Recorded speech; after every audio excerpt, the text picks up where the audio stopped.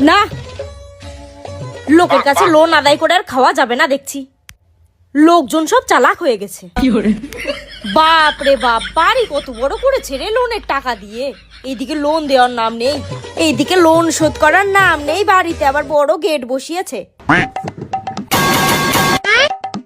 Sir, আমি অভিশপ্ত nightie loan department থেকে এসেছি। হাট, লোন লাগবে না। আরে আমি তোকে লোন দিতে না, তুই যে লোনের পয়সাটা নিয়ে রেখেছিস ওই পয়সাটা আমি নিতে এসেছি। ও, পয়সা নেই তো কি করবো? লোকের কাছ থেকে মেরে ধরে দেবো নাকি? তো নিয়েছিলি কেন? তখন পয়সা ছিল না। তখন পয়সা ছিল না বলে লোন নিয়েছিলেন, এখন যে লোনের পয়সাটা ভরতে হবে তাহলে লোনের পয়সাটা দিচ্ছেন না কেন? এখনো পয়সা নাই। তা লোনের পয়সাটা কখন দেবেন? যখন উপরওয়ালা দেবে। তো উপরওয়ালা কখন দেবে? তুমি জিজ্ঞাসা করে নিবো, আমার উপরওয়ালার সঙ্গে কথা হয়নি। তা লোনের পয়সা আদায় করতে আমি এখন উপরে যাব? তাহলে লোনটা এবারের মতো মাফ করে দেন।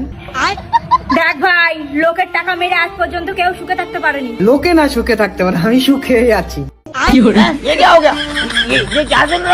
যাও, আজকে ফিরে যাও। ফিরে যাব? আমাকে ভিখারি ভাবলো নাকি? লোনের ব্যবসার গোষ্ঠী গেছি, এবার বাড়ি যাব, বাড়ি গিয়ে বাবাকে বলবো একটা বয়স্ক কাকু মাকু ধরে যেন আমার বিয়ে দিয়ে দেবে। না।